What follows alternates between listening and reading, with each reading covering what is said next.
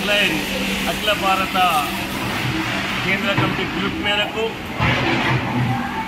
2014 అధికారంలోకి వచ్చే బీజేపీ ప్రజా సమస్యలన్నింటినీ విస్మరించి మతోన్మాదాన్ని కులోన్మాదాన్ని రెచ్చగొడుతూ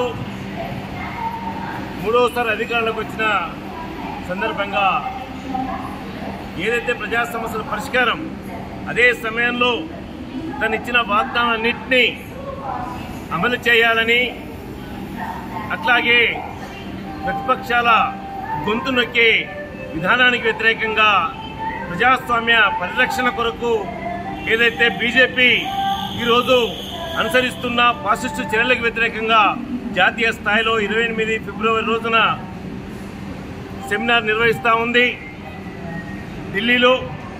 ఈ ఢిల్లీ సెమినార్కు నిజామాబాద్ జిల్లా కమిటీ తరఫున సిపిఐఎం మాస్ లైన్ ఈ తరలి వెళ్తూ ఉంది. అదే సమయంలో ఈరోజు ఫాసిస్టు చర్యల్ని ఎదుర్కోవడానికి దాన్ని ఓడించడానికి ఐక్య ఉద్యమాలు నిర్మించడానికి మాస్ లైన్ ఇలా ముందడుగు వేస్తూ ఉంది.